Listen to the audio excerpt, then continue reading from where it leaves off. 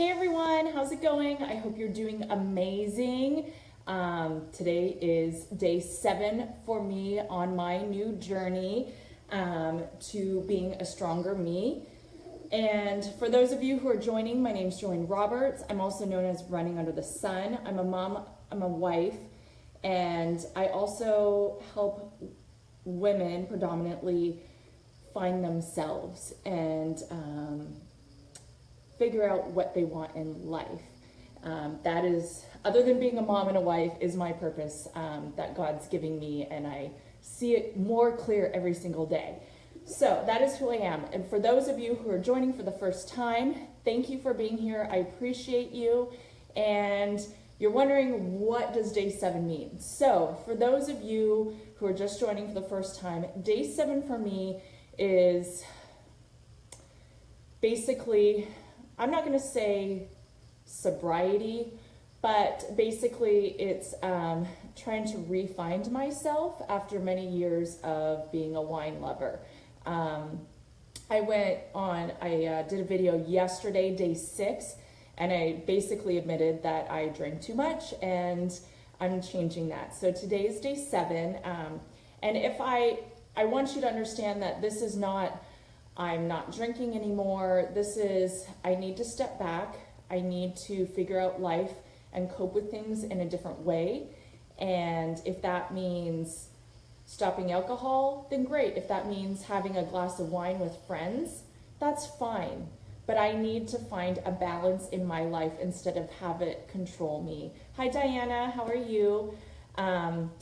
So today I'm in the midst of my workout, and I had to stop before I forgot my train of thought. So today I'm thinking, as I'm going to show you, as I'm doing my workout. So I track. I have notebooks all over the place of my workouts and what workouts I do, and I mostly lift weights.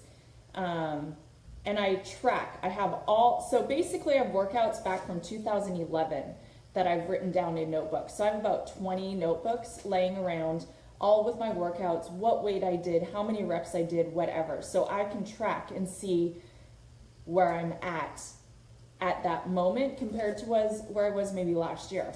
So I wanted to show you my notebook. I don't know if you can see this. So here is my notebook. I'll go into a different light. So I started this part of the notebook. I mean, if you look at this is all workouts here. I started this part of the notebook in March, and I'm looking at my progress here, and it was 15. So since March 22nd, my weight has stayed the same, okay, for everything. That's fine. But I'm looking at this, and this happened the other day too. I'm looking at my tracker, and I see all the same weight. And I'm thinking today in my mind, I need to step out of that comfort zone, and I need to push myself a little harder. And so I always write down my weights before I do my workout, just so I can have it set in my head, okay, I'm going to go to this, instead of stopping, writing it down, stopping and writing it down.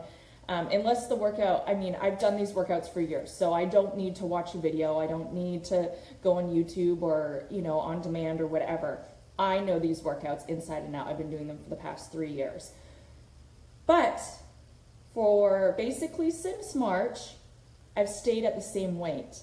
So that's almost, where are we? Almost 3 months of no progress, no change, nothing. And I decided today, and this has been a first for me in my workouts this week for many months, and in my life, that I decided to change that today. Mindset, right? Okay, I could stay comfortable, continue to be comfortable with the weight I'm at, lifting at the same weight, because it's comfortable. I can do it. I know I can do that. But when I write down these numbers right here, I upped everything by 5 pounds. 5 pounds. It doesn't seem like a lot, but it really is. And it's that mental mind shift that I've done to increase my weight, and that's why I write it down ahead of time, because if I have it written down right here, that means I have to do this. Like, it's non-negotiable that looking back, okay, I could be comfortable and I hadn't upped my weight because that makes me feel a little uncomfortable. And that's like anything. You're comfortable. I was comfortable drinking wine. I was comfortable, maybe you're comfortable eating carbohydrates. Maybe you're comfortable sitting on the couch after work. Maybe you're comfortable, here's an example. My daughter Faith, 8 years old, is comfortable reading books that don't challenge her. I feel that, what does Diana say? I have my, let's do that. Okay, my weight has now been in the middle, but it again just, so when you are, okay, so you're comfortable. You've been at this plateau, you're comfortable at this weight, you're comfortable reading this type of book, you're comfortable eating these foods. But when you want to see change and you want to see results, you have to get uncomfortable. End of story, period. You have to be uncomfortable to see that change, I guess. Anyways, I was trying to think of if I could make it more profound, but I couldn't. So I was just thinking about this as I was writing it down, and earlier on this week, I increased my weight, and I had to use my husband had to help me, but I got very uncomfortable at that moment when I'm lifting really heavy weights because I was comfortable last time. So I get uncomfortable and I'm lifting these weights and it hurts. It's uncomfortable. I have to breathe through it. I have to focus on it. I have to shift my mindset thinking, okay, I have 2 more reps of this. I can do this. I can do this. It may take me a few minutes. It may take some time, but if I breathe and I get through this, I can do this. And you know what? You need to get uncomfortable, Diana, to see changes. So think about what you're comfortable in and why you're not seeing changes. Maybe, let me give an example. Maybe your body just doesn't do well. I'm giving an example on carbohydrates. It doesn't matter what kind, because you are a glucose burner. And for some of you, don't understand that. But like, say if you eat a carbohydrate, you gain 5 pounds, okay? You're that person. But you're comfortable eating those carbohydrates, so you must be comfortable to stay where you're at. But if you're not comfortable where you're at and you want to see results, you maybe got to cut that out, or you got to make that change to make yourself uncomfortable for a little bit until it gets easier again. So what I'm saying is, like, this workout is going to be hard and it's going to be uncomfortable for me right now, but maybe I'll do it, 2 to 3 weeks, and then I'll get uncomfortable again to push myself to see those results. And with, I was comfortable having a glass of wine every night, but I wasn't okay with having that glass of wine. It was a habit. I was comfortable, not comfortable with it, but I was comfortable in that situation. When I got anxious, the way I would deal with it, my go-to is maybe a glass of wine, or maybe it's a piece of chocolate, or maybe it's a pint of ice cream. You got to change that mindset and just say, okay, I got to get uncomfortable for a little bit to change my life. And once you get uncomfortable, you're going to become stronger. You're going to see those changes and you're going to get the results that you want. It's not going to happen tomorrow. It's going to take work, and it's going to take progress, and it's going to take you going up and down and having those fluctuations, because that's life.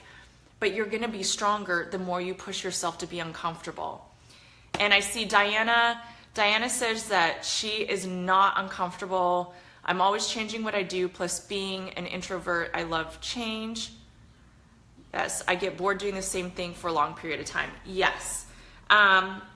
And I agree with you, Diana. I'm comfortable with what I do, but I also like change. But some people are comfortable with doing the same thing all the time. And so they have to change it up to get to that uncomfortable point to change their life. And you know what, in life, yeah, you might get bored doing one thing, but you know what, I always say, if it's something and you're not seeing results in a week, keep at it, because, and I don't care, I don't know care if it's a diet or a lifestyle change or, you know, reading. You got to get uncomfortable for a little bit and stick with that for a little bit to see those changes. Diana says she's never comfortable. That's why I love challenges. Yes, I agree. I always like challenges because they make you grow.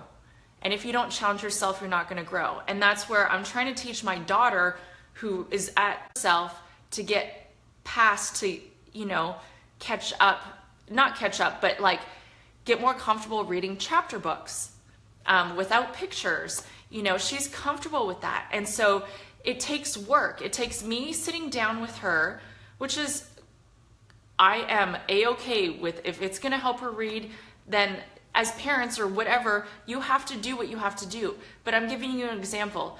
She is comfortable reading books that she knows, that she can look at the pictures and envision instead of reading all these words and lines.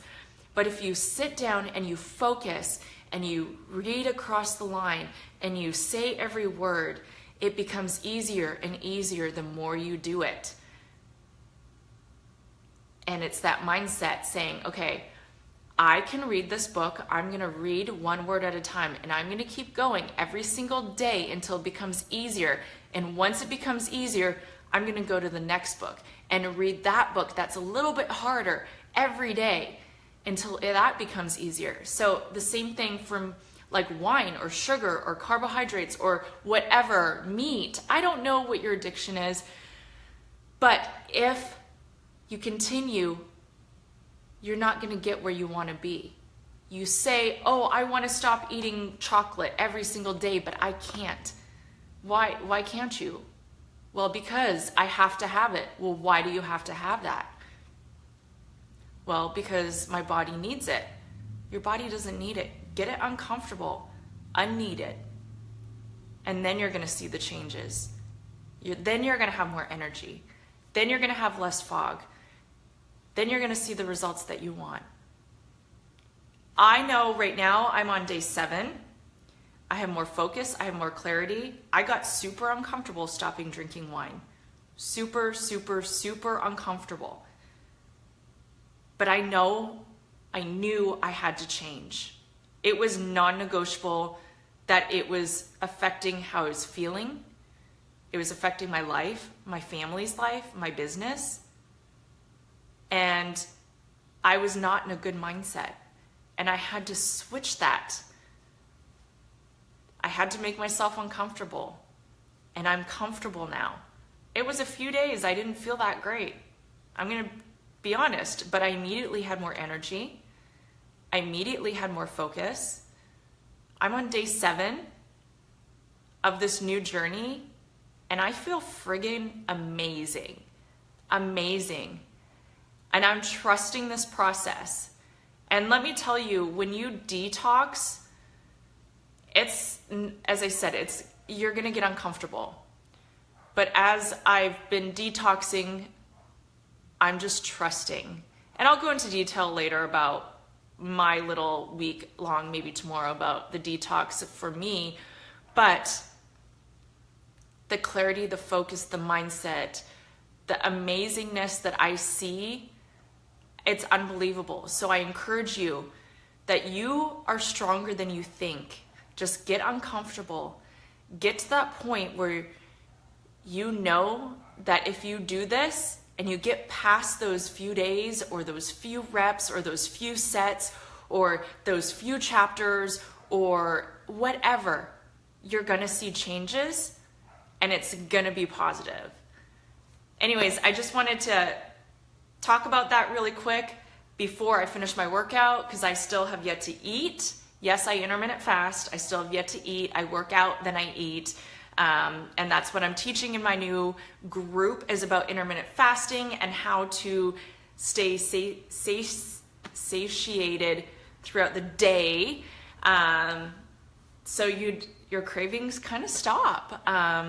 And it's an amazing thing that I've been doing for months and months and months for my hormones. So that is a whole nother topic, and I'm not going to get into it because I don't want to make these videos drag on and on because I know we are all busy. So thank you for joining me. Today is 1 full week, day 7 today, and I never thought I would be able to do it. Honestly, I did not feel like I was ever going to stop drinking wine.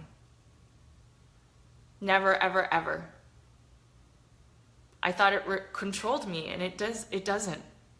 Just like whatever is holding you back doesn't control you. Because you control you, it does not control you. And yes, Diana, best workout ever at your fasted state, amen, but you have to be in a fasted state properly. Don't just go fast. You got to do the research, you got to have the science and all that, and make sure your nutrition is set up. But when you get to that point, it's amazing. And as I said, that's a whole nother topic. So I'm going to go challenge myself, get super uncomfortable with these sets so I can go pick up the kids and have mental clarity, because my workouts are my sanity. But thank you all. I love you all. Your support means so much to me in this journey. Like, you guys have no idea how much I need you. And that's why I'm doing these videos every day, because I need to check in every single day, just like I recommend my challengers who do my groups. Check in every day, because that is your accountability. And one day I'm gonna get on here and I might bawl my eyes out because I'm having a really bad day. But it's because I checked in, that I can feel, I can breathe, and I can, hi Shelby. So look at this. Shelby did my eyelashes today. Aren't they amazing? But it's because of the groups and checking in every single day that you can breathe, that you have that weight lifted off your shoulders. It's that support, and that's what you guys are to me. You are all my support. So I appreciate you. Thank you, Shelby. Thank you.